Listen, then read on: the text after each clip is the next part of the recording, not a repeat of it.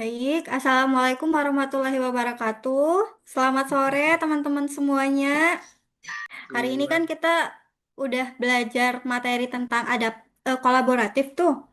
Nah, aku kebetulan mau ngajak kalian diskusi nih tentang kolaborasi proyek Rimba yang dilakukan oleh Kementerian ATR BPN bersama tiga universitas. Nah, proyek ini bertujuan mendorong tata ruang hijau dan inklusif serta melibatkan masyarakat hukum adat di Riau, Jambi, dan Sumatera Barat.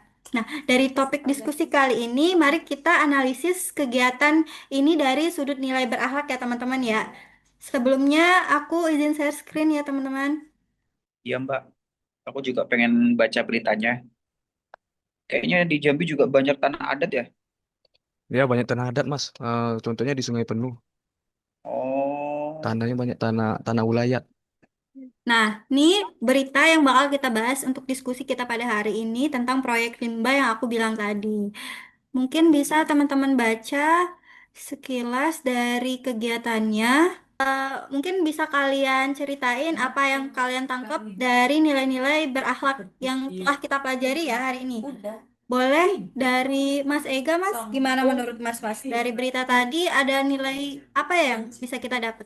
Oke, kalau menurut saya ya, kekuatan utama dari proyek Rimba itu ada nilai kolaboratif ya. Pemerintah, akademisi, terus masyarakat itu saling bersinergi.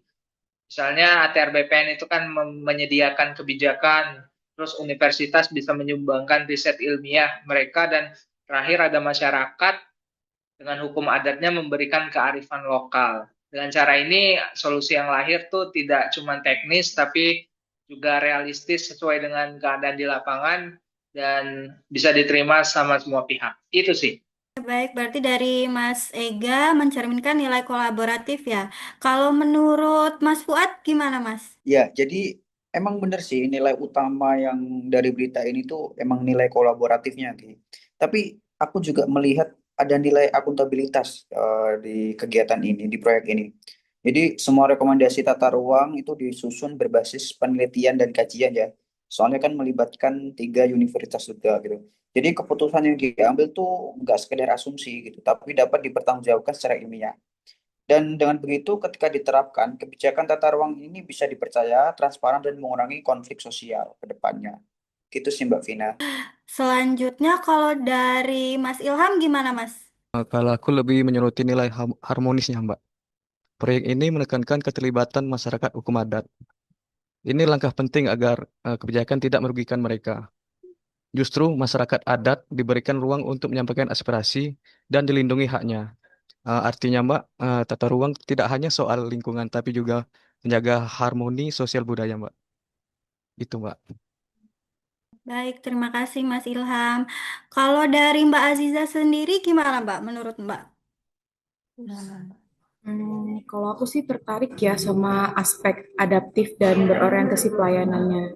Nah, dia ini adaptif karena proyek ini tuh merespon masalah lingkungan yang kompleks, misalnya kayak migrasi satwa, terus gambut rusak, hingga pemukiman yang tidak berizin.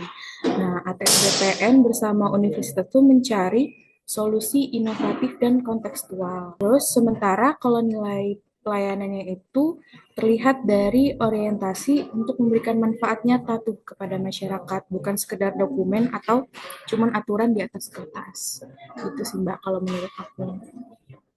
Baik, berarti dari yang disampaikan Mas sama Mbak pada hari ini, diskusi kita ini menunjukkan bahwa proyek Rimba ini bukan sekedar kerjasama ya, tetapi sebuah model praktik nilai berakhlak, yang mana seperti yang Mbak dan Mas sampaikan tadi ada nilai kolaboratif, akuntabel, harmonis, adaptif, sama berorientasi pelayanan. Semua ini membuat ATR BPN semakin terpercaya dalam mewujudkan tata ruang yang hijau, inklusif dan berkelanjutan. Semoga pada pola kolaborasi ini bisa diperluas ke seluruh wilayah di Indonesia ya teman-teman ya. Iya, iya, iya, benar. Baik, baik itu saja topik diskusi kita hari ini. Terima kasih atas waktunya dan penyampaiannya teman-teman semua. Saya akhiri, dadah. Assalamualaikum.